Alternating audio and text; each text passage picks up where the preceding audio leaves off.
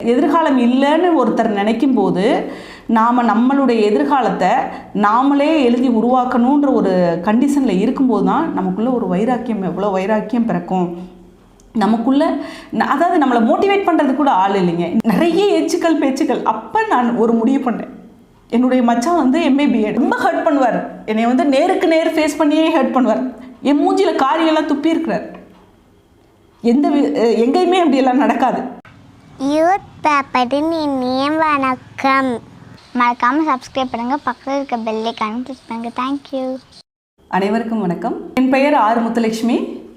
நான் அரசு மேல்நிலைப்பள்ளி அயலூரில் முதுகலை வரலாறு பட்டதாரி ஆசிரியராக பணிபுரிந்து வருகிறேன். நான் 2017 பிஜிடிஆர்பியில் மாநில அளவில் முதல் மதிப்பெண் பெற்றேன். என்னுடைய அப்பா வந்து ஒரு லாரி டிரைவர், அம்மா வந்து ஒரு ஹவுஸ் ஒய்ஃப். அம்மா வந்து ரொம்ப கஷ்டமான சூழ்நிலையில் தான் போகுது. ஆனால் அவ்வளவையும் எங்கள் அம்மா தான் அதை ஜமாளித்து அந்த குடும்பத்தை வந்து கொண்டு போகிறாங்க. எனக்கு வந்து கூட பிறந்தது 2 அண்ணன், நான் 3வது குழந்தை. நான் வந்து saint Joseph girls higher secondary ஸ்கூலில் படித்தேன். நான் படித்தது எல்லாமே தமிழ் மீடியம் தான். நான் 12th முடிக்கும்போது என்ன ஆகுதுன்னா, அதுக்கு முன்னாடியே சொல்லப்போனால் எங்களோடதில் வந்து சீக்கிரமாகவே குழந்தைங்க வந்து ஏஜ் அட்டன் பண்ணால் கல்யாணம் பண்ணி கொடுத்துடணும். அதாவது பொண்ணுங்கன்னா ஏஜ் அட்டன் பண்ணோடனே கல்யாணம் பண்ணி கொடுத்துடணுங்கிறது ஒரு எழுதப்படாத சட்டமாக இருந்தது. அப்போ ஒரு 9th 10thலேருந்தே என்னை பொண்ணு பார்க்குறதுக்கெலாம் வீட்டுக்கு ஆள் வர்றாங்க. அப்போ எனக்கு தோணுது, என்னடா இந்த வயசுலேயே, அதாவது என்னென்னு தெரியாது, யாரோ வர்றாங்க, நம்மளை பார்க்குறாங்க போகிறாங்க, இந்த மாதிரி கண்டிஷன்லாம், இந்த மாதிரி சுச்சுவேஷன்லாம் போகுது. அப்போ எனக்கு வந்து திருமண ஏற்பாடுகள்லாம் நடந்துகிட்ருக்கு. அப்புறம் 12th முடித்து கொஞ்ச நாளில் ஒரு 6-7 மாதத்தில் எனக்கு வந்து மேரேஜ் ஃபிக்ஸ் ஆகுது. நான் ஒரு பேப்பரில் போயிடுச்சு, எனக்கு கல்யாணம் நடக்குது. என் தாய் மாமா பையனே எனக்கு கல்யாணம் பண்ணி வைக்கிறாங்க. 1996 கல்யாணம் நடக்குது. 97 பையன் பிறந்துடுறான். பையன் பிறந்ததுக்கப்புறம் என்ன ஆகுதுன்னா, பையனை குழந்தைய பார்த்துக்கிறதுக்கும் எதுவும் அல்ல. நான் 12th மட்டும்தான் முடிச்சிருக்கேன். அதில் எனக்கு ஒரு பேப்பர் போயிடுது. எந்த பேப்பரில் போகுதுன்னா மேத்ஸில் போகுது. மேரேஜ் முடித்தேன். அதுக்கு அடுத்த மாதமே நான் எக்ஸாம் எழுதிட்டேன். செப்டம்பரில் எழுதிட்டேன். செப்டம்பரில் எழுதினேன், அதில் பாஸ் பண்ணிட்டேன். அப்பயே பாஸ் பண்ணி எம்ப்ளாய்மெண்ட்டில் பதிஞ்சு வச்சாச்சு. ஆனால் மனசுக்குள்ளே ஒரு ஸ்பார்க் மட்டும் இருக்குது, ஏதாவது பண்ணணுமே. பையன் பிறந்தோடனே என்ன பண்ணுறதுன்னு தெரியல. அதுக்கப்புறம் என்ன ஆயிடுச்சுன்னா, எங்கள் சார், என்னோடய ஹஸ்பண்ட் என்ன பண்ணுறாருனா, பையன் பிறந்து ஒரு 2 வயசு 3 வயசில் எனக்கு தெரியாமல் மதுரை காமராஜர் யூனிவர்சிட்டியில் ஃபீஸ் கட்டி புக்கு பிஏ ஹிஸ்ட்ரி எடுத்துகிட்டு வந்துட்டார். நான் பயோமேத்ஸ் ஸ்டூடெண்ட்டு, எனக்கு ஹிஸ்ட்ரி பிடிக்கவே பிடிக்காது. அப்போ ஹிஸ்ட்ரி எனக்கு கொஞ்சம் ஒத்து வராத சப்ஜெக்ட் தான். இருந்தாலும் எங்கள் ஹஸ்பண்ட் வந்து எடுத்துகிட்டு வந்துட்டாங்க. சரி, இதை படிக்கணுமே, இதை படித்து நம்ம இந்த டிகிரியை முடிக்கலாமே அப்படின்னு சொல்லிட்டு அவர் என்ன நினச்சார்னா, ஏதாவது இவங்களுக்கு வாய்ப்பு வரும்போது டிஎன்பிசியில் செலக்ட் ஆகி வேணால் டிஎன்பிசி எழுதுறதுக்கான ஒரு இன்ட்ரெஸ்ட் இருக்கும். இப்போ பிஎஸ்சி மேத்ஸோ பிஎஸ்சி ஃபிசிக்ஸோ எடுத்தோம்னா யாருடைய ஹெல்ப்பாவது தேவைப்படும். இப்போ ஹிஸ்ட்ரின்னு வச்சுக்கோங்களேன், யாருடைய ஹெல்ப்புமே தேவைப்படாது. நாமளே ஈஸியாக படித்து புரிஞ்சு நம்மளே போய் எக்ஸாம் எழுதிக்கலாம். அந்த நோக்கத்தில் அவர் வந்து பிஏ ஹிஸ்ட்ரி எடுத்துகிட்டு வந்துட்டார். இப்போ பிஏ ஹிஸ்ட்ரி எடுத்து படிக்கும்போது, பிஏ ஹிஸ்ட்ரி தமிழ் மீடியம் தான் படிக்கிறேன். தமிழ் மீடியம் படிக்கும்போது என்ன ஆகுதுன்னா, பையனை பார்க்குறதுக்கு ஆள் இல்லை. அப்போ பையனை பகல் ஃபுல்லாக வச்சுருக்கணும். பையன் நைட்டு தூங்குகிற டைமில் மட்டும்தான் படிக்க முடியும். அப்போ அந்த நைட்டு தூங்குகிற டைமும் நாங்கள் இருந்த ஏரியாவில் பார்த்திங்கன்னா, திண்டுக்கல்லில் அந்த கோவிந்தபுரம்னு ஒரு ஏரியாவில் தான் இருந்தோம். அப்போ அதில் பார்த்திங்கன்னா நைட்டு 1 மணி 1:30 மணி 2 மணிக்கு தான் தண்ணி எல்லாம் வரும். இப்போ பகல்லெல்லாம் அவ்வளோக்கா தண்ணி வராது, நைட் டைமில் தான் தண்ணி வரும். நைட் டைமில் பையன் அடிக்கடி எந்திரிச்சுக்குவான். வேறு பையனை பார்க்கணும். அந்த தண்ணி பிடிக்கிறதுக்கு வீடு வீடாக குடத்தை எடுத்துகிட்டு போகணும். அந்த ஒரு 10 குடம் 15 குடம் தான் தண்ணி வரும். அந்த 10-15 குடத்தையும் எடுத்து சேர்த்து வைக்கணும். 15 நாளைக்கு அப்புறம் தண்ணி வராது. வீட்டில் வந்து ஆம்பளைங்க வந்து வேலை செஞ்சால் அது ஒரு ப்ரெஸ்டீஜ் ப்ராப்ளமாக பார்க்குற ஒரு அந்த காலகட்டம் அதெல்லாம் அப்படி நடந்தது. இந்த சார் எப்படின்னா, ஆஃபீஸ் போவாங்க, வருவாங்க, வீட்டில் எந்த ஹெல்ப்புமே பண்ண மாட்டாங்க. அப்போ நான் பையனையும் பார்த்துக்கணும். பையனை சில நேரம் அவர் வந்தோடனே ஈவினிங் அவர்கிட்ட விட்டுட்டு அந்த டைமில் போய் நான் மளிகை ஜாமான் வாங்குறதுனா வாங்கணும், அரிசி வாங்குறதுனா வாங்கிட்டு வரணும். அப்போ எங்கள் வீட்டில் இருந்தது ஒரு சைக்கிள் மட்டும்தான். பிஎஸ்ஏ எஸ்எல்ஆர் ஒரு 12th படிக்கும்போது எங்கள் அம்மா எனக்கு வாங்கி கொடுத்தாங்க. அதுக்கு முன்னாடி நடந்து தான் ஸ்கூலுக்கு போகணும். அந்த பிஎஸ்ஏ எஸ்எல்ஆரில் தான் நான் ஓட்டிகிட்டு போய் நான் மளிகை ஜாமான் வாங்கிட்டு வரணும். அதுக்கப்புறம் அதில் தான் போய் நான் வந்து அரிசியும் கட்டிட்டு நான் தான் கொண்டு வரணும். அதாவது பார்த்திங்கன்னா, வீட்டில் A to Z எல்லா வேலையும் நான் தான் பார்ப்பேன். சாரு வேலைக்கு போவாங்க, வந்துடுவாங்க, பையனை கொஞ்சம் நேரம் தூக்கி வச்சுருப்பாங்க. இந்த சிச்சுவேஷனில் தான் நான் வந்து எனக்கு கிடைக்கிற டைமில் இந்த பிஏ ஹிஸ்ட்ரியை படிக்கிறேன். அப்போ படிக்கும்போது எனக்கு வந்து இதோட சீரியஸ்னஸ் புரியல. அதாவது நம்ம வந்து ஒரு பர்சன்டேஜ் அதிகமாக வச்சுருந்தோம்னா தான் ஃப்யூச்சரில் யூஸ் ஆகும். ஏன்னா ஃப்யூச்சரில் வேலைக்கு போகுமானே எனக்கு தெரியல. எனக்கு வந்து எடுத்துகிட்டு வந்து கொடுத்துட்டாங்க, ஒரு டிகிரி வந்து ஃபீஸ் கட்டிட்டு வந்து புக்ஸ் வாங்கிட்டு வந்து கொடுத்துட்டாங்க. இதை நம்ம படிக்கணும், படித்து படிக்கணுங்கிறதுக்காக படிக்கிறேன். ஹால் டிக்கெட் வரும், ஹால் டிக்கெட் வர்றதுக்கு கொஞ்சம் அந்த டைமில் தான் படிக்கிற சுச்சுவேஷனே வரும், க்ரியேட் பண்ணுவேன் அப்போ தான். அப்புறம் போய் எக்ஸாம் எழுதுவேன். இப்படி எழுதி பிஏ கம்ப்ளீட் பண்ணியாச்சு. பிஏ கம்ப்ளீட் பண்ணோடனே பையனும் கொஞ்சம் வளர்றான். அப்போ பையனை என்ன பண்ணுறேன்னா ஒரு சிபிஎஸ்சி ஸ்கூலில் சேர்த்து விட்றோம். பையன் வந்து ரொம்ப நல்லா படிக்கிறாப்புல. அப்போ பையன் கூடவே எப்போயுமே சப்போர்ட் பண்ணிட்டு நைட்டு 12 மணி 11:30 மணி வரைக்கும் கூடவே அவன் கூட உட்காந்துருப்பேன். திருப்பி அவனை தூங்க வச்சுட்டு எம்ஏ போட்டு எம்ஏ வந்து கொஞ்சம் படிக்க ஆரம்பிக்கிறேன். ஆக மொத்தம் என்னென்னா எக்ஸாமுக்காக தான் படிச்சுனே ஒழிஞ்சு டிகிரி கம்ப்ளீட் பண்ணோன்னு அந்த சப்ஜெக்டோட நாலேஜ் வந்து டெப்த் நாலேஜ் எனக்கு கிடையாது. இது எதுக்காக சொல்கிறேன்னா, அதாவது இப்போ நம்ம பட்ட ஒரு விஷயங்கள், நம்ம கடந்து வந்த பாதைகளை யாரும் அப்படி கடந்து வந்துடக்கூடாது. அதாவது படிக்கிற ஒரு விஷயத்த ஆழமாக படித்தா தான் பின்னாடி வந்து அது ஒரு நம்மளுடைய வேலைக்கோ எதுக்கோ எப்படி வந்து பிரயோஜனமாக இருக்குங்கிறதுக்காக தான் சொல்கிறது. எம்ஏ ஹிஸ்ட்ரி படிக்கும்போது பார்த்திங்கன்னா பையன் வளர்ந்துக்கிட்டே வரான். நானும் கொஞ்சம் கான்சன்ட்ரேட் பண்ணி படிக்கிறேன். அப்போ பிஏ விட எம்ஏல வந்து பிஏல ஒரு 45%, இதில் ஒரு 52.5 வரேன். எம்ஏவும் தமிழ் மீடியம் தான் படிக்கிறேன் நான். படித்து முடிச்சாச்சு. பையன் அப்படியே ஒரு 4th அந்த ரேஞ்சுக்கு வரான், 4th 5th அந்த ரேஞ்சுக்கு வரான். வந்தோடனே அப்புறம் என்ன பண்ணுறேன்னா எனக்குள்ளே ஒரு ஆசை, சரி எம்ஃபில் பண்ணிடலாமே. அப்போ எம்ஃபில் வந்து கொஞ்சம் எல்லாருமே பண்ணிகிட்டு இருந்தாங்க.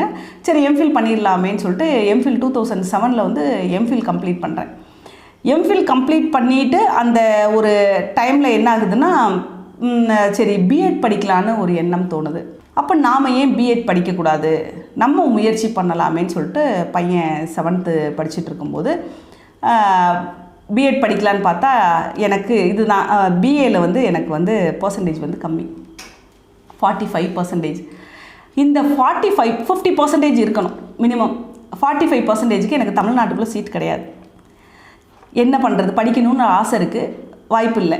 கடைசியில் பார்க்கும்போது என்ன ஆகுதுன்னா 50% பாண்டிச்சேரியில் படித்தோம்னா 50%, அது யூஜியோ பிஜி, யூஜிஆர் பிஜியில் 50% இருந்தால் போதுன்ற ஒரு நாம்ஸ் பாண்டிச்சேரி யூனிவர்சிட்டியில் இருக்குது. சரி, அதுக்கு படையெடுத்தாகணுமே, எங்கே வாய்ப்பு கிடைக்குதோ அங்கே வாய்ப்பை நோக்கி போவோன்னு சொல்லிட்டு அப்போ பிஎட்டில் போய் சேர்ந்தோடனே அங்கே வந்து ரொம்ப வயசு அதிகமான ஆள்னால் நானாக தான் இருப்பேன். என்னை எல்லாருமே முத்துலட்சுமி அக்கான்னு தான் கூப்பிடுவாங்க. அப்போ என்ன ஆகுதுன்னா ரொம்ப கொஞ்சம் ஏஜ்டு பர்சன் வேறு. எல்லாருக்கும் என்ன ஒரு கிண்டல்னால், இவங்கெல்லாம் வந்து இப்போ பிஎட் படித்து என்ன பண்ண போகிறாங்கன்ற மாதிரி ரொம்ப நக்கலான பார்வையாக இருக்கும். நம்மளை பார்க்கும்போதே ஒரு மாதிரி அவாய்ட் பண்ணுற மாதிரி தான் பார்ப்பாங்க. எல்லோரும் வித்தியாசமாக தான் பார்ப்பாங்க. எனக்கு ஒரு கேள்வி, அப்போ தான் என் மனசுக்குள்ளே, படிக்கிறதுக்கு வயசு என்ன, அது ஏன் இந்த சமுதாயம் வந்து ஒரு அதாவது படிக்கிற யங்ஸ்டராக இருக்கவங்க தான் படிக்கணுமா அல்லது வயசானவங்க படிக்கக்கூடாதா அப்படிங்கிறதெல்லாம் தெரியல. அவங்களுடைய பார்வைகளில் 1000 கேள்விகள் அப்படியே பொதிஞ்சிருக்கும். நண்பர்கள் நம்ம முன்னாடியே பேசுவாங்க. என்னென்னா நம்ம கிளாஸில் இருக்கும்போது நம்ம காதுபடவே பேசுவாங்க. இவங்கெல்லாம் இந்த வயசில் வந்து படித்து இவங்கெல்லாம் என்னத்தை சாதிக்க போகிறாங்க, இவங்கெல்லாம் என்ன எக்ஸாமுக்கு போய் இவங்க எக்ஸாம் எழுதி இவங்கெல்லாம் என்னத்தை சாதிச்சிட போகிறாங்கன்னு நம்ம காதுபடவே பேசுவாங்க. நான் ஒவ்வொரு நேரமும் ஒவ்வொரு நிமிஷமும் எனக்குள்ளே துடிச்சிக்கிட்டே இருக்க ஒரு உணர்வு என்னென்னா, என்னை முன்னாடி விட்டு பின்னாடி பேசுகிறவங்களும் நிறைய இருப்பாங்க. அதுக்கடுத்து ஸ்டூடெண்ட்ஸும் என்கிட்ட மிங்கிளாக பண்ணிட்டாங்க. ஏன்னா ஏஜ் டிஃப்ரென்ஸ் இருக்குது பார்த்திங்களா. இருக்குது காலேஜில் தான் இப்படி இருக்குதுன்னு எனக்கு இல்லை. ஏன்னா என்னுடைய சொந்த பந்தம், என்னுடைய மச்சான், என்னோட வீட்டுக்காரோட அண்ணன் என்னை கல்யாணம் பண்ணுறதுக்கு எங்கள் மாமனார் வந்து தங்கச்சி பொண்ணை கல்யாணம் பண்ணணும் அப்படின்னு நினச்ச போது அவர் தான் முழுமையாக மறுக்கிறார். அதாவது இந்த பொண்ணை நீ கல்யாணம் பண்ண வேண்டாம். ஏன்னா எங்கள் வீட்டுக்கார் வந்து கல்யாணம் பண்ணும்போதே கவர்மெண்ட் போஸ்ட் டிஎன்பிசியில் செலக்ட் ஆகி போனவர். என்னுடைய மச்சானும் ரொம்ப படித்தவர். அப்போ அவருக்கு என்னென்னா, ஒரு படிக்காத பிள்ளையை, ஒரு 12th முடித்த பிள்ளையை வந்து எதுக்கு கல்யாணம் பண்ணணும், இவன் போய் எதுக்கு ஒரு புதகுழியில் விழுகிறான். என் காதுபடவே அவர் நிறைய பேசியிருக்கிறார், என்னை திட்டியிருக்கிறார். அதாவது நாங்கள் 3 பேரும், நானே, என் வீட்டுக்காரர், என் பையன் போகும்போது என் காதுபடவே பேசுவார். ஏண்டா போய் ஒரு புதகுழியில் விழுந்துட்டியே.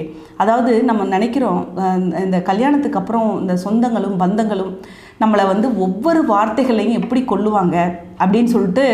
அதாவது எனக்கு என்னோட கல்யாணம் முடித்து என்னுடைய வீட்டுக்கார் குடும்பத்தில் பார்த்திங்கன்னா இத்தனைக்கும் சொந்த தாய்மாமாவோட குடும்பம் தான். என் மாமனார் மட்டும்தான் என்னுடைய சப்போர்ட். இன்றைக்கும் நான் சொல்கிறேன், எனக்கு கிடைக்கக்கூடிய ஒவ்வொரு வாழ்த்துக்களும் ஒவ்வொரு விஷயங்களும் இந்த புகழ் எல்லாமே யாருக்கு போய் சேரும்னா என்னுடைய மாமனாருக்கு தான் போய் சேரும். ஏன்னா இன்றைக்கி நான் வாழ்கிறேன், இன்றைக்கி நான் இவ்வளோ உயர்ந்திருக்கேன் அப்படின்னா அவர் என் மேலே வச்சிருந்த நம்பிக்கை, அது மட்டும்தான். நிறைய எச்சுக்கள் பேச்சுக்கள். அப்போ நான் ஒரு முடிவு பண்ணேன். என்னுடைய மச்சான் வந்து MA BEd, அந்த காலத்துலேயே வந்து அவர் விவேகானந்தா காலேஜில் படித்தவர். ரொம்ப ஹர்ட் பண்ணுவார் என்னை, வந்து நேருக்கு நேர் ஃபேஸ் பண்ணியே ஹர்ட் பண்ணுவார். என் மூஞ்சியில் காரியெல்லாம் துப்பி இருக்கிறார். எங்கேயுமே அப்படியெல்லாம் நடக்காது. அந்த நிகழ்வெல்லாம் என்னால் மறக்கவே முடியாது. அப்போ என்ன அந்த காலகட்டத்தில் எனக்கு ஒரு முடிவுனா, நம்மளை பேசுகிறவங்க மத்தியில் அவங்கள விட நாம் ஒரு டிகிரி எக்ஸ்ட்ரா படிக்கணும். அதுவும் நம்ம எப்படி படிக்கணும்? சாதாரணமாக படிக்கக்கூடாது. ஏதாவது ஒன்று நம்ம சாதிக்கணும். சாதித்ததுக்கப்புறம் தான் நாம் இவங்க முன்னாடி நம்ம நிமிர்ந்து பார்க்கணும் அப்படின்ற ஒரு எண்ணம் வந்து எனக்குள்ளே ஒரு தீப்பொறி வந்து எரிஞ்சுக்கிட்டே இருந்தது. அதை வெளியிலலாம் சொல்ல முடியாது. நம்ம சாதிச்சா தானே வெளியில் சொல்ல முடியும். சாதிக்காமல் நம்ம அது சொன்னோம்னா யாரும் அதை நம்ப மாட்டாங்களே. நான் BEd ரெகுலரில் படிக்கும்போது எனக்குள்ளே ஒரு ஆர்வம் வந்தது, நாம் சாதிச்சு காமிக்கணும். ஏன்னா நம்ம சாதிச்சு காமிக்கிறதுக்கு இது ஒரு வாய்ப்பு. அப்போ அந்த எக்ஸாமெல்லாம் முடித்து அந்த எக்ஸாமில் நான் யூனிவர்சிட்டி ஃபஸ்ட்டு வந்தேன். BEdல யூனிவர்சிட்டி ஃபஸ்ட்டு வரேன். யூனிவர்சிட்டி ஃபஸ்ட் வந்து என்னோடய டிபார்ட்மெண்ட்லேயும் நான் ஃபஸ்ட்டு வரேன். 87% நான் வச்சுருந்தேன் நான் BEdல. வரும்போது எல்லாருக்கும் ஆச்சரியம், என்னடா இவங்க வந்து நம்ம எப்படியோ இருப்பாங்கன்னு நினச்சோம். சரி, இந்த அளவுக்கு இவங்க மார்க் வாங்கிட்டாங்களேன்னு எல்லாரும் அக்கா அக்கான்னு தான் கூப்பிடுவாங்க. எல்லாரும் வந்து அந்த உறவுகள், அந்த ஒரு நட்பு, அதுக்கடுத்து வந்து யார் எப்படி நம்மளை நினச்சாலும் நம்ம ஒரு வச்சுருந்த எய்மில் நாம் வந்து சக்ஸஸ் பண்ணி வந்தாச்சு. அப்போ அந்த BEd படிக்கும்போது நான் அந்த எக்ஸாம் முடிச்சுட்டு நான் வந்து அந்த யூனிவர்சிட்டி ஃபஸ்ட்டு வரும்போது நான் காலேஜ்லேயும் ஃபஸ்ட்டு யூனிவர்சிட்டிலேயும் ஃபஸ்ட்டு அந்த வரும்போது எனக்கு கூப்பிட்டு கான்வெகேஷன் அப்போ அவார்ட்ஸ் எல்லாம் கொடுக்கும்போது எனக்கு அப்போ என்னை எல்லாருமே ஃப்ரெண்ட்ஸ் பார்க்குறாங்க. பரவாயில்ல, இவங்க வருவாங்களான்னு யாருமே எதிர்பார்க்கல, இவங்க வந்து மார்க் வாங்கிடுவாங்களான்னு. அந்த சமயம் எனக்குள்ள ஒரு விஷயம், என்னுடைய ஒரு தன்னம்பிக்கையில் நான் ஒரு படி முன்னேறினதா எனக்கு வந்து ஒரு நம்பிக்கை வந்தது. பையன் கரெக்டாக 10th படிக்கிறான் போது இங்கே திண்டுக்கல்லில் இருக்கக்கூடிய Nanjappa counter college of எஜுகேஷனில் MEd சேர்ந்து படிச்சுட்டு இருக்கேன். அப்பையும் பார்த்தீங்கன்னா MEdலையும் போய், ஏன்னா நான் படித்தது தமிழ் மீடியம், என்னால் வந்து பார்த்திங்கன்னா எல்லாரும் ஸ்பீடாக பண்ணுற அளவுக்கு என்னால் ஒரு சில விஷயங்கள் பண்ண முடியாது. ஏன்னா எனக்கு வந்து மீடியம் தமிழ்ன்றனால இங்கிலீஷில் நான் புரிஞ்சு அதுக்கப்புறம் நான் பெர்மிஷன் கேட்டு எக்ஸாம் எழுதுனதில் தான் தமிழில் தான் எழுதினேன். MEd வந்து தமிழில் தான் எழுதினேன். நான் என்னுடைய மாமனார் இறக்குறார். என் மாமனாருடைய இழப்பு என்னுடைய வாழ்க்கையில் வந்து நான் வந்து ரொம்ப நான் யாரை இந்த உலகத்தில் ரொம்ப மிஸ் பண்ணுறேன் அப்படின்னா அவரை தான் மிஸ் பண்ணுவேன். ஏன்னா ஒவ்வொரு தடவையும் நான் அவரை பற்றி பேசும்போது என்னுடைய உள்ளம் வந்து கலங்கும். என்னுடைய உள்ளம் கலங்குறதுனால தான் என்னுடைய கண்ணில் வந்து நீர் ததும்புது. ஏன்னா இன்றைக்கி நான் இருக்கிறதுக்கு முழுமையான காரணம் அவர் தான். அப்போ அவருடைய இறப்பு வந்து எங்களை எல்லாரையுமே பாதிக்குது. அந்த டைமில் தான் நான் வந்து MEd படிக்கிறேன். கரெக்டாக அவர் இறக்குற சமயத்தில் தான் எனக்கு எக்ஸாம் வருது. அப்போ நான் காலேஜில் வந்து 4th place வரேன். நான் MEd முடித்ததுக்கப்புறம் பையன் 11th 12th போகிறாப்புல. அப்போ வந்து நாமக்கல்லில் ராசிபுரத்தில் SRV பாய்ஸில் சேர்த்து விட்டுட்டு பையன் கூட ஒரு 2 வருஷம் ஸ்பெண்ட் பண்ண வேண்டிய ஒரு கட்டாயம். 1 year ஒரு 2 years ஆயிடுச்சு. 2nd year வரும்போது என்னை பார்த்து எங்கள் குடும்ப நண்பர், அவரை நான் மறக்க முடியாது, பவானி சங்கர் சார்னு ஒரு குடும்ப நண்பர், நீங்கள் படித்தது படிப்புக்கான ஒரு அர்த்தம் என்ன, நீங்கள் எதையாவது நோக்கி போகணுமா இல்லையா, படித்தது படிப்பும் அப்படியே இருக்குது, அதுக்கான ஒரு பிரயோஜனமும் இல்லையே அப்படின்னு சொல்லிட்டு என்னை கூப்பிட்டு ஒரு 4 வார்த்தை கேட்டார். கேட்கும்போது அப்போ எனக்கு ஒரு மனசுக்குள்ளே அப்போ தான் ஒரு விஷயம் வருது. பையன் காலேஜ் 2nd year படிக்கும்போது ஒரு ஃபேமிலி ஃப்ரெண்டு ஒருத்தவங்க சொல்கிறாங்க, மதுரையில் போய் ஒரு கோச்சிங் சென்டரில் சேருங்க அப்படின்னு சொல்லிட்டு. ஏன்னா எதுவுமே தெரியாது எனக்கு, என்ன படிக்கணும், எப்படி படிக்கணும், PGTRBக்கு எப்படி ரெஃபர் பண்ணணும், எதுவுமே தெரியாது. அப்போ ஒரு ஃபேமிலி ஃப்ரெண்டு, அந்த எனக்கு அண்ணி தான் வேணும், அவங்க தான் சொல்கிறாங்க, நீங்கள் மதுரையில் போய் ஒரு கோச்சிங் சென்டர் இருக்குது, அதில் போய் சேருங்க அப்படின்னு சொல்கிறாங்க. அப்போ மதுரை கோச்சிங் சென்டருக்கு போகிறேன். என்னுடைய வாழ்க்கையில் நான் எல்லா விஷயங்களையும் கற்றுக்கிட்ட இடம் அப்படின்னு பார்த்தீங்கன்னா மதுரையில் அந்த ஒரு கோச்சிங் சென்டர்லேயும் அந்த ஹாஸ்டல்லையும் தான் நான் கற்றுக்கிட்டேன். நம்ம வந்து இப்படி தான் இருப்போம். அதான் ரொம்ப வந்து நம்ம என்ன சொல்கிறது, பார்க்குறதுக்கு ரொம்ப பெரிய ஒரு ஹைஃபையான ஃபேமிலியிலேருந்து வந்த மாதிரியெல்லாம் நம்மளோட அப்பியரன்ஸ் இருக்காது இல்லையா. அப்போ என்னென்னா பார்க்குறவங்களுக்கு என்னடா இவங்க வந்து அப்போ எனக்கு வந்து 38வது வயசு நான் மதுரையில் போய் ஜாயின் பண்ணும்போது என்னுடைய முடியெல்லாம் நரைச்சி தான் இருக்கும். முடியெல்லாம் நரைச்சிருக்கும்.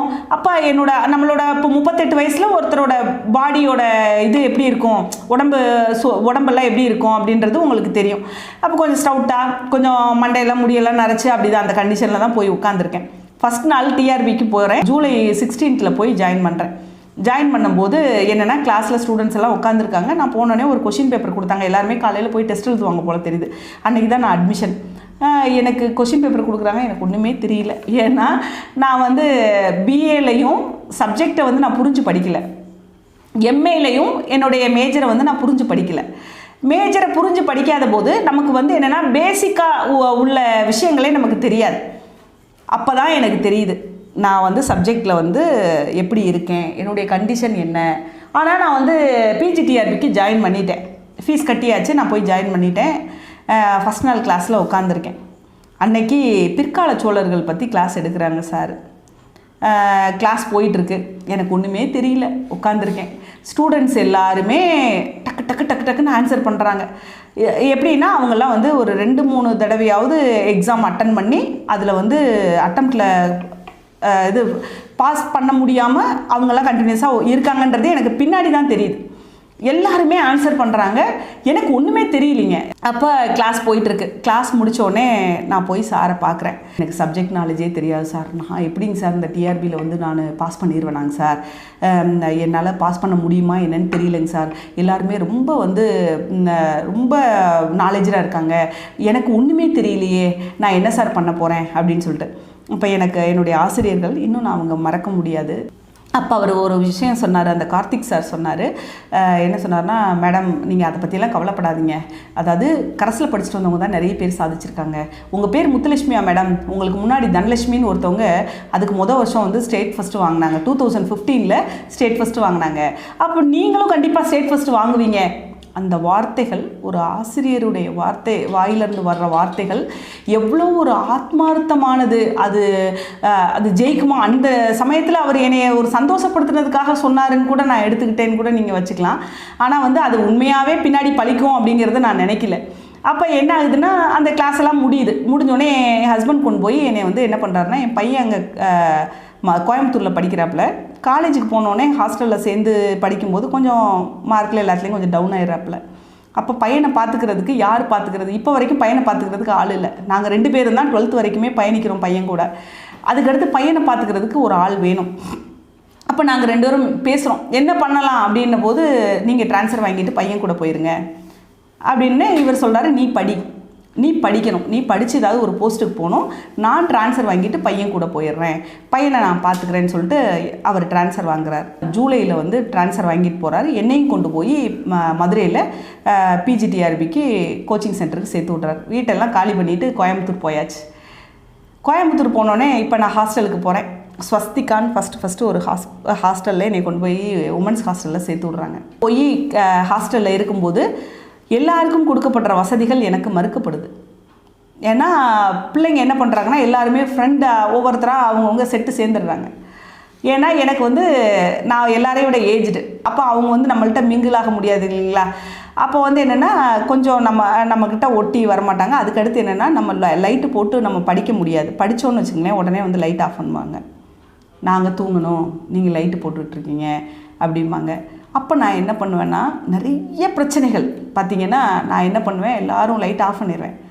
நான் வச்சுருந்தது பட்டன் செல்லு தான் வச்சுருந்தேன். என் ஹஸ்பண்டை காண்டாக்ட் பண்ணுறதுக்காக 1100 என்கிட்ட இருந்தது. அந்த 1100 அந்த டார்ச் லைட்டை நான் அடிச்சுக்கிட்டு அந்த நைட்டில் எல்லாரும் தூங்குவாங்க. ஏன்னா எனக்கு ஒன்றுமே தெரியாது. டிஆர்பியில் எனக்கு பேசிக்கே தெரியாது. எல்லாரும் படித்த விஷயத்தை நான் அப்போ தான் ஃபஸ்ட் டைம் நான் படிக்கணும். அப்போ மெட்டீரியலில் இருக்கிறத படிக்கிறதே எனக்கு ஒரு சாதனை. அப்போ அந்த சிச்சுவேஷனில் என்ன ஆகுது அப்படின்னா, நைட்டில் வந்து நான் டார்ச் லைட்டை வச்சு தான் படிப்பேன். விடிய படிப்பேன். காலையில் நான் தூங்குவேன். அங்கே தண்ணியெல்லாம் பார்த்திங்கன்னா ரொம்ப அந்த என்னென்னா கிருமிகள் உள்ள தண்ணியோ ஏதோ அழுகு தண்ணி அது அவங்க வச்சுருந்ததில் அதை குடித்து என்ன ஆகிடுச்சுன்னா, எனக்கு லங்ஸில் இன்ஃபெக்ஷன் ஆக ஆரம்பிச்சிச்சு. லங்ஸில் இன்ஃபெக்ஷன் ஆகி போய் ஒரே ஒரு மாதம் தான் அந்த ஹாஸ்டலில் இருக்கேன். சரியான சாப்பாடு, தண்ணி, அந்த ஒரு என்னென்னா சுகாதாரம் இல்லை. ஆனால் என்னுடைய ரூமை நான் சுத்தமாக வச்சுருந்தாலும் அங்கிட்டு இருக்க சுகாதாரம் இல்லாதனால எனக்கு வந்து உடல்நிலை ரொம்ப பாதிக்கப்பட்டுருச்சு. பாதிக்கப்படும் போது ஹஸ்பண்ட் வேறு கோயம்புத்தூரில் இருக்கிறாங்க. படிக்கணும், அப்போ தான் படிக்க ஆரம்பிச்சிருக்கோம். பிள்ளைங்களோட கோஆப்ரேஷனும் இல்லை. பிள்ளைங்க வந்து பார்த்திங்கன்னா படிக்க விட மாட்டாங்க, கத்துவாங்க, பாட்டு போட்டுட்டு டான்ஸ் ஆடுவாங்க. ஒரு ரூமில், அதாவது நம்ம எப்போ படிக்க போகிற டைம்னு அவங்களுக்கு தெரிஞ்சிச்சுன்னா அவங்க ஒரே அரட்டை தான், ஒரே சவுண்டு தான். நம்ம ரெக்வஸ்ட் பண்ணி கேட்டாலும் அவங்க வந்து அதுக்கு ஒபே பண்ண மாட்டாங்க. அவங்க சொல்லுவாங்க, படிக்கணும்னா நீங்கள் உங்கள் இஷ்டத்துக்கு எப்படி படிக்கணுமோ அப்படி படிச்சுக்கோங்க, எங்களை வந்து நீங்கள் டிஸ்டர்ப் பண்ணக்கூடாது அப்படின்ற மாதிரி சொல்லிடுவாங்க. அப்போ நான் என்ன பண்ணுவேன்னா மொட்டை மாடிக்கெலாம் போய் படிப்பேன். நைட்டில் எல்லோரும் தூங்கினதுக்கப்புறம் நான் படிப்பேன். அப்புறம் ஒரு காலகட்டத்தில் எனக்கு லங்ஸ் வரைக்கும் இன்ஃபெக்ஷன் ஆயிடுச்சு. அப்போ டாக்டர்கிட்ட போய் ட்ரீட்மெண்ட் எடுக்கும்போது என்ன சொல்லிட்டாங்கன்னா, அந்த டேப்லெட் சாப்பிட்டாவே தூக்கம் வரும். திருப்பி நான் என்ன பண்ணேன், ஹாஸ்டலில் மாற்றிடலான்னு சொல்லிட்டு மதுரையில் OMCAன்னு சொல்லிட்டு ஒரு ஹாஸ்டல் ஒர்க்கிங் உமன்ஸ்க்கு இருந்தது, அந்த ஹாஸ்டலுக்கு மாறும்போது திருப்பி வந்து என்னென்னா, மாறினதுக்கப்புறம் தான் எனக்குள்ளே வந்து ஒரு அது தனி ரூம், எனக்கு மட்டும் ஒரு தனி ரூமாக எடுத்து, பரவாயில்ல காசு செலவானாலும் பரவாயில்ல, நம்ம வந்துட்டோம், ஒரு விஷயத்தை ஆரம்பித்தாச்சு, இந்த ஆரம்பித்த விஷயத்தை சக்ஸஸ்ஃபுல்லாக முடிக்கணும் அப்படின்ற ஒரு வெறி எனக்கு அப்போ தான் வந்தது. ஏன்னா எங்கெங்கே யார் நம்மளை அசிங்கப்படுத்துகிறாங்களோ, அவமானப்படுத்துகிறாங்களோ அந்த இடத்துல நம்ம ஜெயிச்சு காமிக்கணும் அப்படின்ற ஒரு எண்ணம் எனக்கு அப்போ தான் வந்து ரொம்ப ஆணித்தரமாக உருவாகுது. கிளாஸில் பார்த்திங்கன்னா அப்போ டெய்லி நடத்துகிற பாடத்தை அன்னைக்கே போய் நான் படிச்சிடுவேன். ஏன்னா எனக்கு தான் தெரியாது, அதாவது தெரிஞ்சவங்களுக்கு அது வந்து படிக்கிறது ஈஸி, தெரியாத எனக்கு அப்போ தான் நான் ஆரம்பிக்கிறேன். எல்லாமே பார்த்திங்கன்னா அப்போ தான் நான் ஃப்ரெஷ்ஷாக, எனக்கு வரலாறுனா என்னங்கிறத நான் வந்து புரிஞ்சு படிக்க ஆரம்பித்ததே அங்கே TRVயில் போய் அந்த கிளாஸில் தான் நான் படிக்கிறேன். அப்போ அன்னன்னைக்கு நடத்துகிற விஷயத்த அன்னன்னைக்கு நான் படிச்சிருவேன். படித்து முடிச்சு எல்லாரும் ஒரு தடவை படித்தா நான் வந்து 10 தடவை 20 தடவை படிப்பேன். ஏன்னா எனக்கு எத்தனை தடவை படித்தா என்னுடைய மைண்டில் போய் நிற்கிதோ அத்தனை முறை நான் படிக்க வேண்டிய ஒரு கட்டாயத்தில் வந்து நான் இருந்தேன். அப்போ ஜனவரியில் கிளாஸ் முடிஞ்சுது. ஜனவரியில் கிளாஸ் முடிஞ்சோடனே என்ன பண்ணுறேன்னா, பிப்ரவரியில் வீட்டுக்கு வந்தாச்சு. வீட்டுக்கு வந்தால் ஹஸ்பண்ட் என்ன சொல்கிறாருன்னா, நீ கோயம்புத்தூர்லாம் வர வேண்டாம், நானும் பையனும் பார்த்துக்குறோம், நீ வந்து திண்டுக்கல்லையே நீ நம்மளோட வீட்லேயே நீ இரு, நீ எப்போ எக்ஸாம் முடிப்பியோ எக்ஸாம் முடிச்சுட்டு நீ வா அப்படின்னு சொல்லிட்டாரு. ஏன்னா நீ திருப்பி வந்து நான் துணி துவைக்கிறேன், சாப்பாடாக்குறேன், எல்லாமே பண்ணுறேன் அப்படின்னு நீ சொல்லி ஆரம்பிச்சுட்டு இந்த படித்தது எல்லாத்தையும் நீ மறந்துடுவ, நீ வந்து என்ன பண்ணுன்னா நீ இங்கேயே இருன்ட்டார். திருப்பி எங்கள் வீட்டில் எல்லாருமே அங்கே கோயம்புத்தூரில் இருக்கனால வீடில் நான் மட்டும்தான் இருக்கிறேன். நாம் இன்னும் எவ்வளோ முன்னேறணும், இன்னும் நம்மளுடைய முன்னேற்றத்தை நோக்கி நாம் எவ்வளோ பயணிக்க வேண்டிய தூரம் என்ன இருக்குது, நாம் இவ்வளோலாம் போயாச்சு, போய் மதுரையில் போய் படித்தாச்சு, 4 மாதம் முடிச்சுட்டு வந்தாச்சு.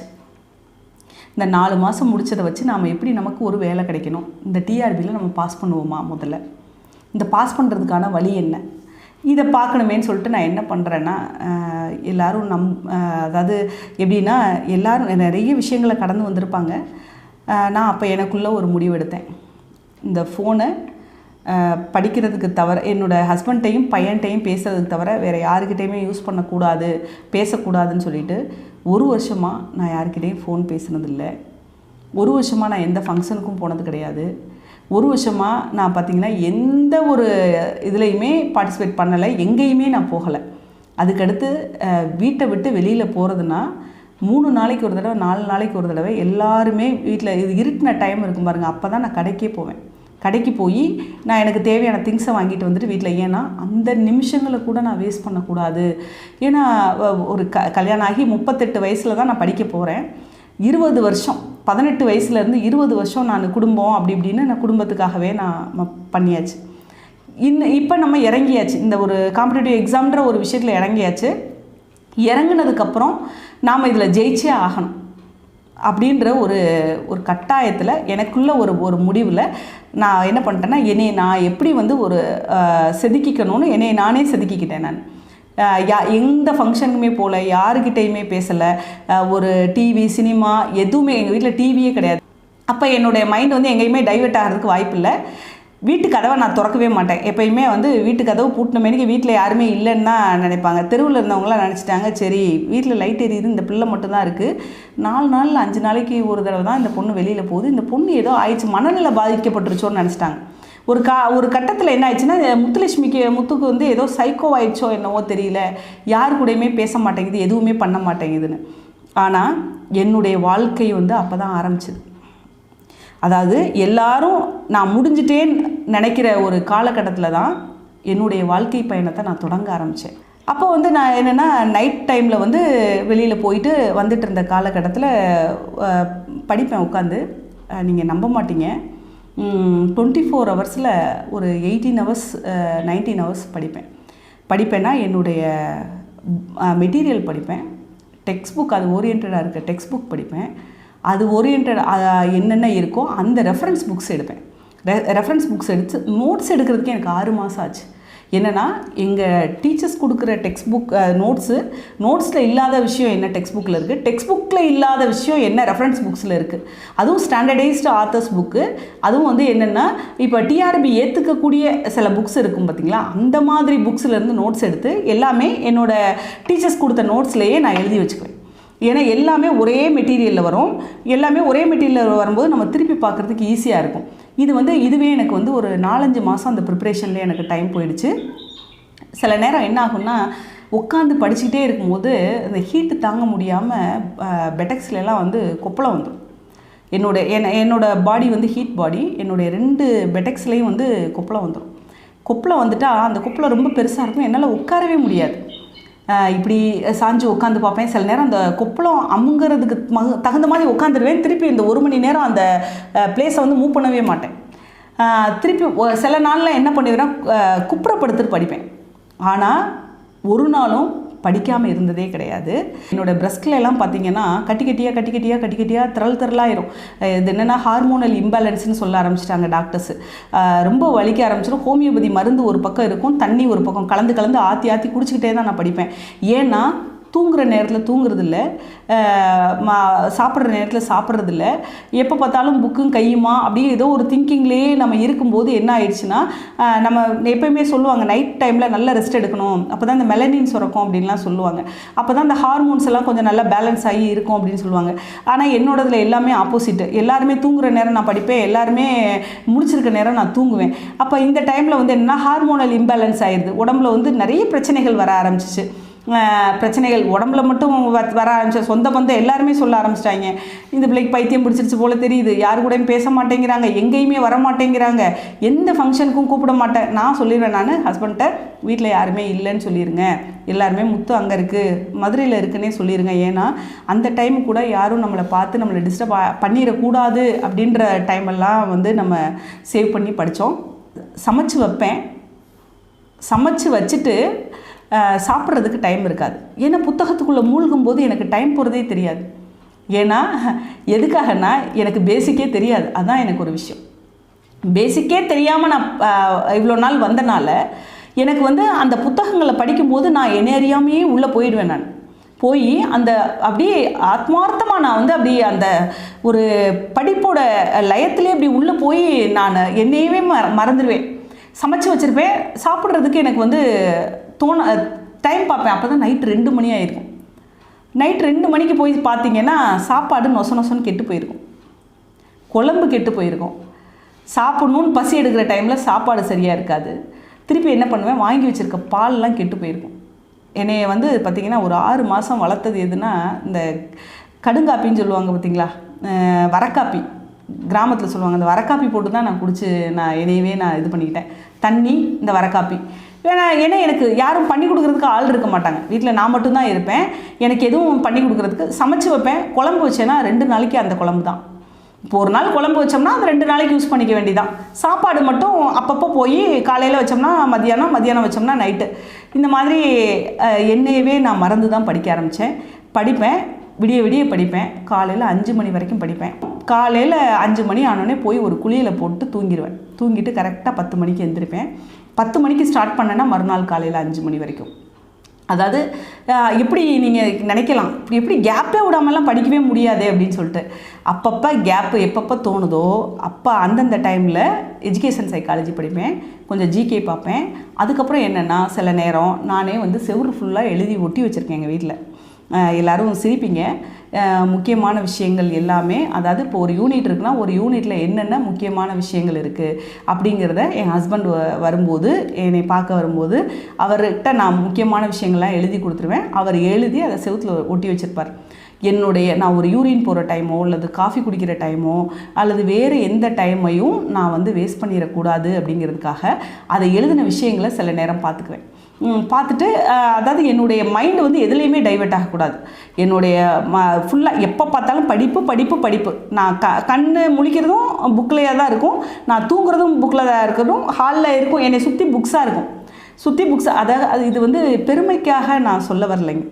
ஏன்னா அதாவது நாம் வந்து நம்மளுடைய வாழ்க்கை இவ்வளோ தான் முடிஞ்சிருச்சு, கல்யாணம் பண்ணி கொடுத்தாச்சு, 18 வயசில் வந்து இவங்களோட வாழ்க்கை எல்லாமே முடிஞ்சிருச்சு, இவங்க ஒரு பிள்ளை பெற்றுட்டாங்க அவ்வளோ அப்படின்னு இவங்களுக்கு அதுக்கப்புறம் ஒரு எதிர்காலம் இல்லைன்னு ஒருத்தர் நினைக்கும் போது நம்மளுடைய எதிர்காலத்தை நாமளே எழுதி உருவாக்கணுன்ற ஒரு கண்டிஷனில் இருக்கும்போது தான் நமக்குள்ளே ஒரு எவ்வளோ வைராக்கியம் பிறக்கும்.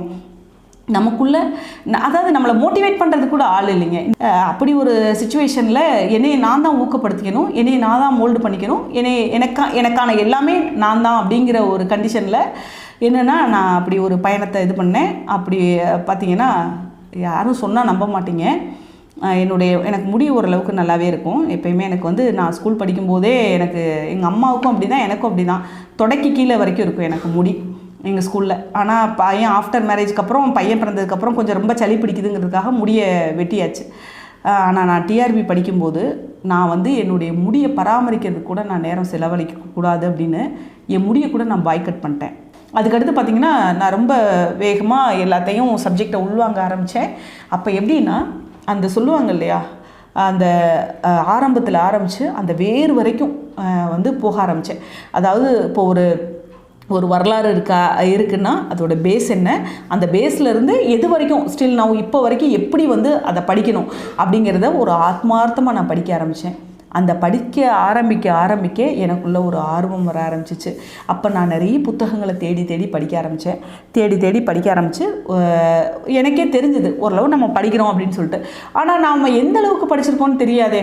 அப்போ என்னென்னா இன்ஸ்டியூட்டில் வந்து டெஸ்ட் வைக்க ஆரம்பித்தாங்க, ஃபுல் டெஸ்ட்லாம் வைக்க ஆரம்பித்தாங்க. ஃபுல் டெஸ்ட் வைக்க ஆரம்பித்தாங்கன்னா நான் ஒரு தடவை கூட ரிவிஷன் பண்ணி முடிக்கல, படிச்சிருக்கேன் அவ்வளோதான். அதை ரிவிஷன் பண்ணுறதுக்கான டைம் வந்து எனக்கு இல்லை. ஏன்னா நான் வந்து ஃபஸ்ட்டு ஜூலையில் ஜாயின் பண்ணுறேன், நெக்ஸ்ட்டு ஜூலையில் எனக்கு எக்ஸாம் வந்துடுது.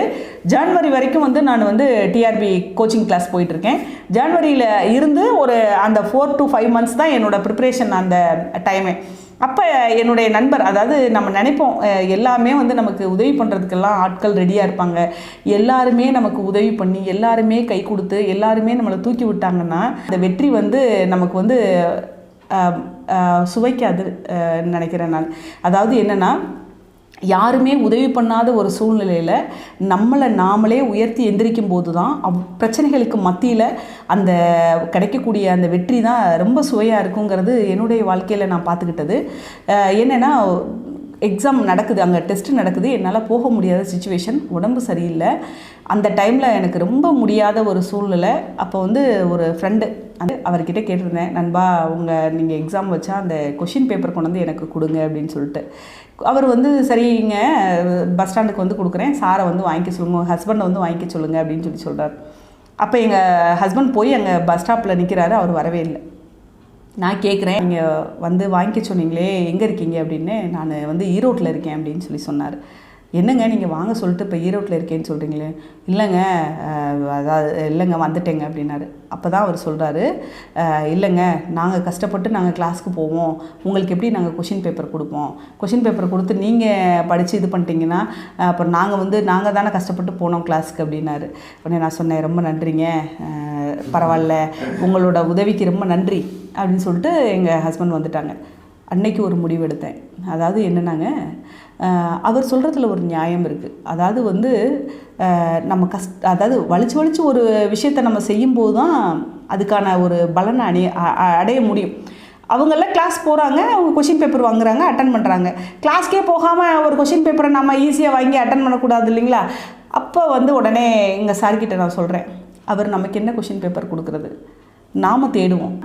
ஒரே ஒரு போஸ்ட், டிஆர்பி போஸ்ட் நமக்கு கிடைக்குமா, இந்த ஒரு போஸ்ட்டு நமக்கு அந்த ஒரு பேஸில் தான் நான் வந்து எக்ஸாமுக்கு ப்ரிப்பேர் பண்ணனே ஒழிஞ்சு, இல்லை நான் ஸ்டேட் ஃபஸ்ட்டு வாங்குவேன் அப்படிங்கிறது வந்து நான் வந்து கனவுலையும் நினைக்கல. ஏன்னா அந்த ஸ்டேட் ஃபஸ்ட்டு வாங்குகிற அளவுக்கு வந்து நான் வந்து சப்ஜெக்டில் வந்து அவ்வளோ வெல் வெர்ஸ்டாக இல்லை. ஏன்னா நான் கற்றுக்கிறதே இப்போ பேஸ் தான் நான் கற்றுட்டு இருந்தேன். அதுக்கப்புறம் கொஞ்சம் கொஞ்சமாக படிக்க விஷயங்கள் எனக்கு தெரிய ஆரம்பிச்சிச்சு. ஆனால் நான் என்னுடைய நேரத்தை ஒரு நாளும் நான் வேஸ்ட் பண்ணவே இல்லை. இதில் இடையில என்னோட குடும்பத்தை சார்ந்த பிரச்சனைகளும் நிறைய வந்துச்சு. அதாவது உங்களுக்கு தெரியும், வாழ்க்கைனா பிரச்சனைகள் அடங்கியது தான் வாழ்க்கை அப்படின்னு சொல்லிட்டு அந்த பிரச்சனைகள் வந்து எனக்கு ரொம்ப அதிகமாகவே வந்தது. அந்த அதிகமான, அதாவது எக்ஸாம் நடக்கிறதுக்கு ஒரு 15 நாளைக்கு முன்னாடி கூட எங்கள் குடும்பத்தில் ஒரு பெரிய ப்ராப்ளம். அதை இன்னும் நான் மறைக்கணும்னு நினைக்கிறேன். ஆனால் அந்த ப்ராப்ளத்தில் அப்போ கூட என்னால் படிக்க முடியாத ஒரு சிச்சுவேஷன் வந்து ஒரு 4-5 நாள் அதில் டைவர்ட் ஆகிடுச்சு. அதுக்கப்புறம் திருப்பி நான் உட்காந்து நான் எனக்காக ஒரு ஷெட்யூல் போட்டு திருப்பி நான் உட்காந்து அந்த எக்ஸாம் எழுதினேன். அதுக்கு முன்னாடி என்னென்னா டெட்டு வந்து கால்ஃபர் பண்ணிட்டான். இப்போ டிஆர்பி வர்றதுக்கு ஒரு மாதத்துக்கு முன்னாடியே டெட்டு கால்ஃபர் பண்ணியாச்சு கவர்மெண்ட்லேருந்து. அப்போ என்னென்னா டிஆர்பி படிக்கிற ஸ்டூடெண்ட்ஸ் எல்லாருமே டெட்டுக்கு போக ஆரம்பிச்சிட்டாங்க கிளாஸ்க்கு. அப்போ எங்கள் சார் என்னை பார்த்து கேட்குறாரு, எனக்கு சொல்லிக் கொடுத்த சார் கேட்குறாரு, ஏன் மேடம் நீங்களும் வந்து டெட்டுக்கு போக வேண்டியதானே அப்படின்னு கேட்குறாரு. நான் சொன்னேன், சார் நான் எடுத்த முடிவு நான் டிஆர்பி மட்டும்தான் சார் நான் கான்சன்ட்ரேட் பண்ணுறேன். நான் வந்து டெட்டு வந்து நான் இப்போதைக்கு எனக்கு விருப்பம் இல்லை. ஏன்னா நான் ஒரு போஸ்ட்டுக்காக நான் விருப்பப்படுறேன். அந்த ஒரு போஸ்ட்டுக்கு தான் நான் போகணுன்னு நினைக்கிறேன். இப்போ இதிலேருந்து நான் போனேன்னா இதையும் முடிக்க முடியாமல் போயிடும், அதையும் போய் நான் பாதியில் அட்டன் பண்ணுற மாதிரி ஆயிரும். கால்ஃபர் பண்ணதுக்கப்புறம் போனோம்னா முழுமையாக படிக்க முடியாது சார் அப்படின்னு சொல்கிறேன். ஆனால் நான் அப்ளை பண்ணுவேன் சார், அப்ளை பண்ணி எழுதுவேன். எழுதும்போது என்னுடைய சப்ஜெக்ட்லேருந்து என்ன கொஷின் கேட்குறாங்கங்கிறதுக்காக நான் வந்து அப்ளை பண்ணுவேன்னு சொல்கிறேன். அப்போ எல்லாருமே போய் டெட்டு அட்டன் பண்ணுறாங்க, கிளாஸ் போயிட்டாங்க. டிஆர்பிலேருந்து டிஸ்கண்டினியூ ஆகிட்டாங்க. டெட்டு போய் அட்டன் பண்ணுறாங்க, நானும் போகிறேன். நாள் நைட்டு, அதாவது டெட்டு நாளைக்கு எக்ஸாம் காலையில் அப்படின்னு சொன்னால் நைட்டு ஒரு மணி 1:30 மணி வரைக்கும் டிஆர்பி தான் படிக்கிறேன். டிஆர்பிக்குள்ளே போர்ஷன்ஸ் தான் படிக்கிறேன்.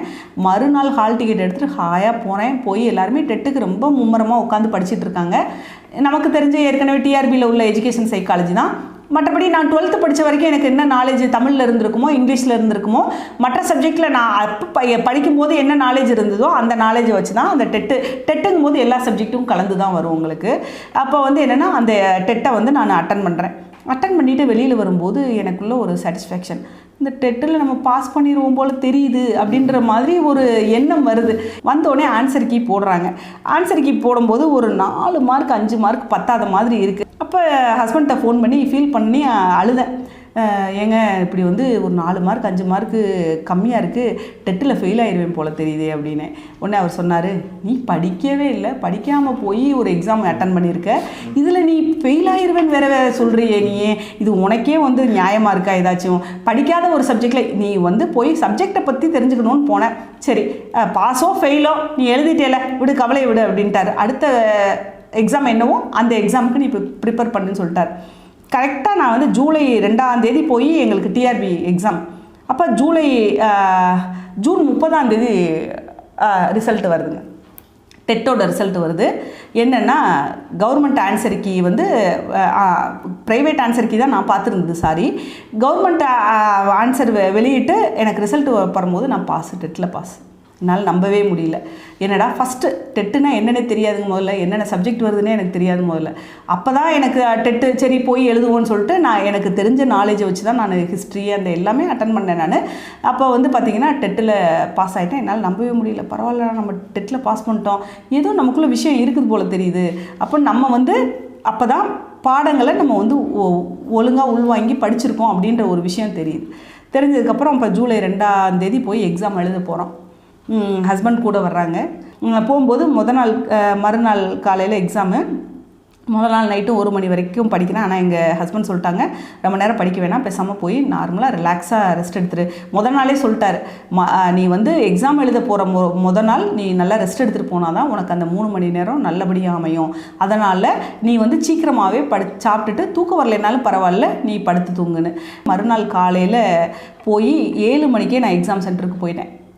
எனக்கு வந்து எங்கன்னா நிலக்கோட்டையில் எக்ஸாம் சென்டரு. நிலக்கோட்டையில் ஒரு கவர்மெண்ட் பாய்ஸ் ஸ்கூலில் தான் எக்ஸாம் சென்டரு. அங்கே போய் 7 மணிக்கே உட்காந்தாச்சு. 7 மணிக்கு உட்காந்தோடனே என் ஹஸ்பண்டை சொல்லிட்டேன், நீங்கள் அப்படியே ஆடாமல் அசையாமல் உட்காந்துருங்க. அந்த 7 மணிக்கு உட்கார வச்சு 6:45 இருக்கும், ஷார்ப்பாக 6:45 இருக்கும்.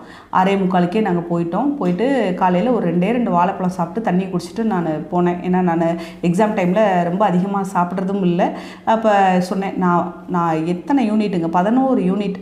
நான் 11 யூனிட்டையும் படித்ததில் அந்த என்னென்ன கண்டென்ட் இருக்கோ எல்லா கண்டென்ட்டையும் சாரை சொல்லிட்டேன், நீங்கள் அப்படியே உட்காந்துருங்க, ஆடாத அசையா எதுவுமே நான் சொல்கிறதுக்கு எதுவுமே நீங்கள் வந்து ரிப்ளை பண்ண வேண்டாம், அப்படியே கேட்டுகிட்டே இருங்கன்னு சொல்லிட்டு அந்த 11 யூனிட்டோட கண்டென்ட் என்னென்ன கண்டென்ட் இருக்கோ, என்னென்ன விஷயம் மெயினான மேட்டர்ஸ் இருக்கோ எல்லாத்தையும் அவரை உட்கார வச்சுட்டே நான் சொல்கிறேன்.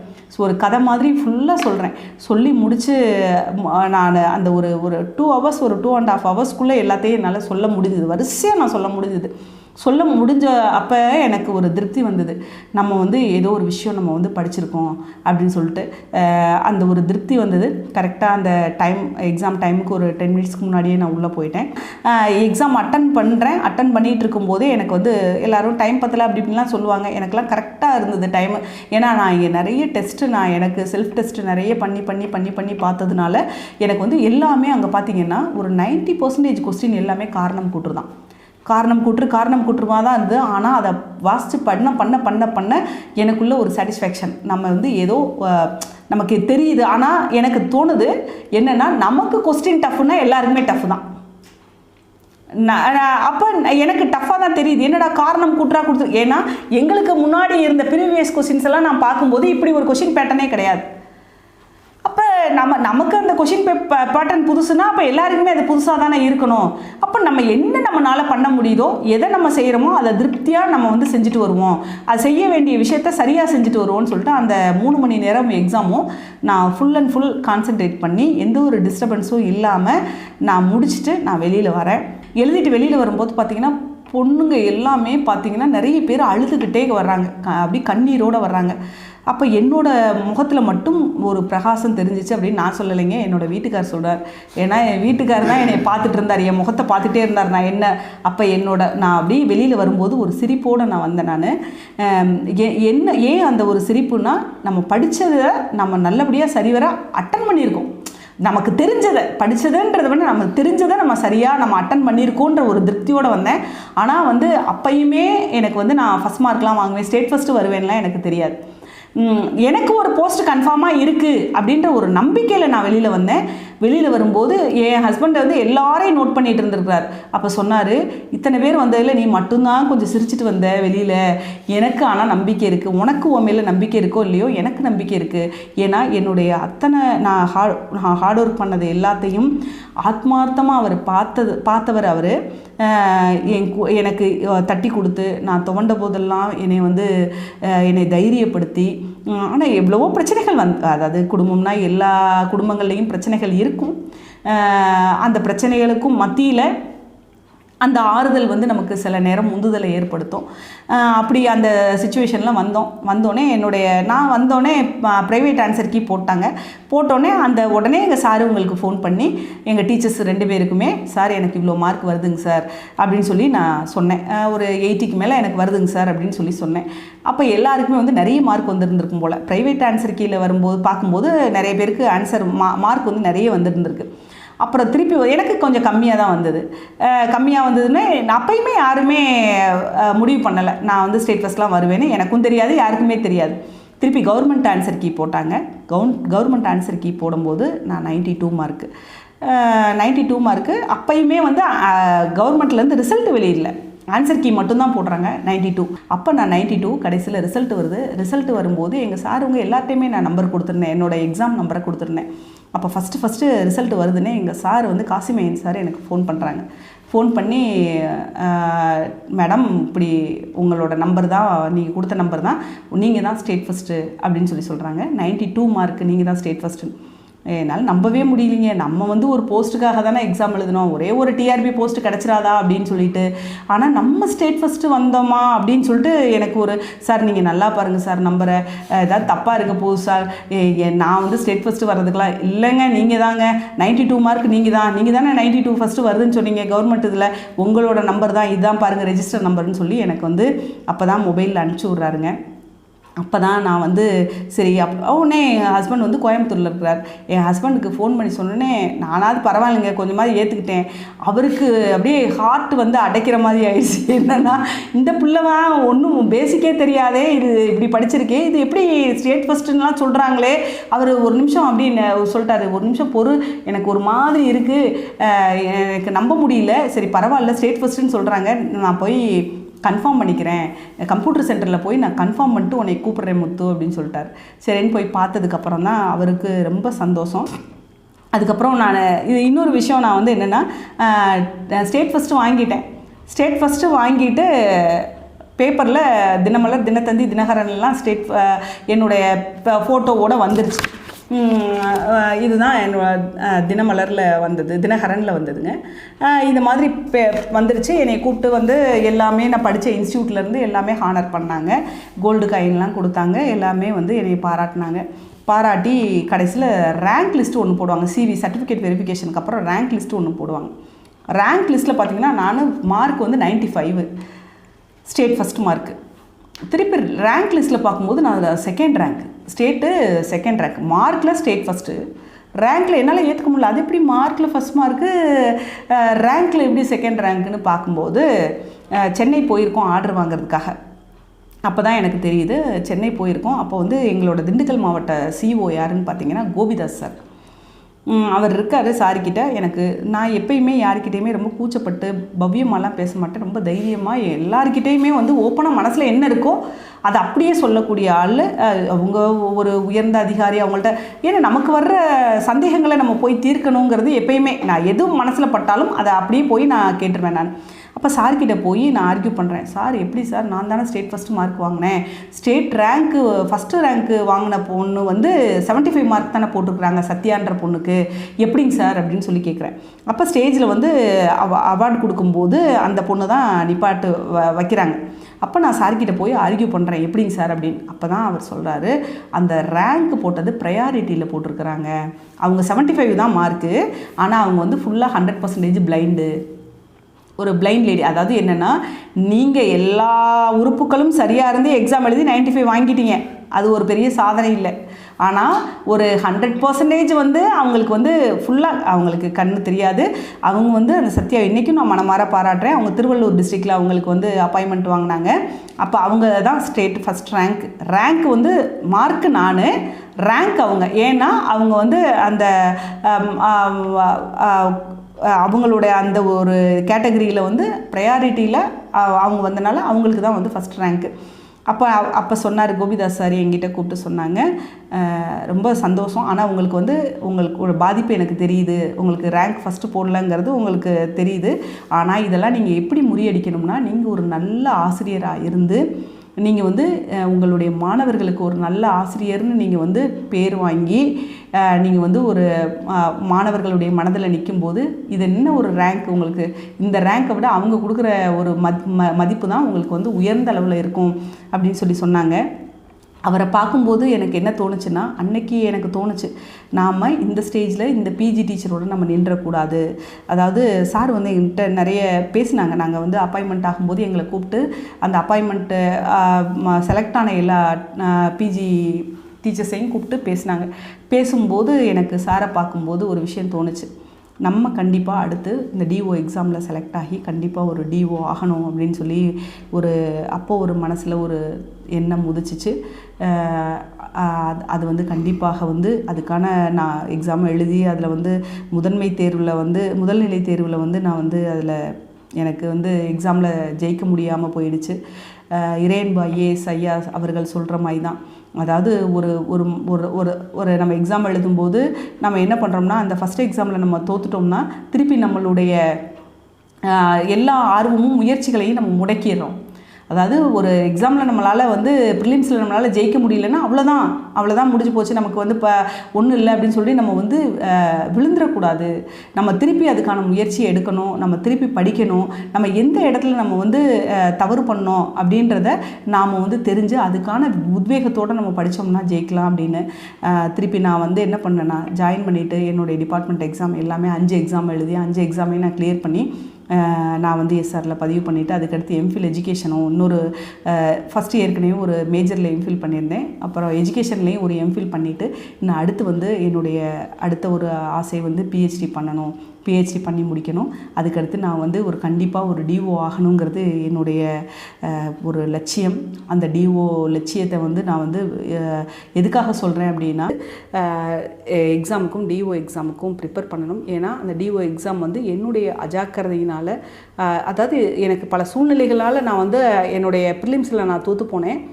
ஆனால் வந்து சூழ்நிலைகளை நான் குற்றம் சொல்ல விரும்பலை. ஏன்னா அதுக்கு வந்து என்னோடய ப்ரிப்ரேஷன் சரியில்லைன்னு சொல்லுவேன். சூழ்நிலைகள் எப்பயுமே நமக்கு வந்து எல்லா சூழ்நிலைகளையுமே சரியாக இருக்காது, இருக்கவே இருக்காது. அது நம்ம எப்பயாவது நமக்கு வந்து ஏதாவது ஒரு குறைகள் இருந்துக்கிட்டே தான் இருக்கும், நம்ம குறைகள் சொல்லிக்கிட்டே தான் இருப்போம். என்னோட இந்த வீடியோ பார்க்குற எனக்கு வந்து ரொம்ப பிடிச்ச சார் யாருன்னு பார்த்தீங்கன்னா, நிறைய ஹெல்ப் பண்ணிகிட்டு இருக்கிறார் மணிமொழியன் சார். திருவண்ணாமலை டிஸ்ட்ரிக்டில் கோச்சிங் சென்டர் வச்சிட்ருக்க மணிமொழியன் சார், அவங்க கூட எனக்கு பேசுகிறதுக்கான வாய்ப்பு கிடைச்சிதுன்னா நான் ரொம்ப சந்தோஷப்படுவேன். கண்டிப்பாக எனக்கு அவங்களோட கோச்சிங் சென்டரோட மெத்தட்ஸ் எல்லாம் நான் கேள்விப்பட்டேன். நான் கண்டிப்பாக வந்து குரூப் 1 எழுதி இதே நான் சேனலில் வந்து நான் வந்து திருப்பி உட்காந்து நான் ஒரு டிஓவாக உட்காந்து நான் வந்து பேட்டி கொடுக்கணுங்க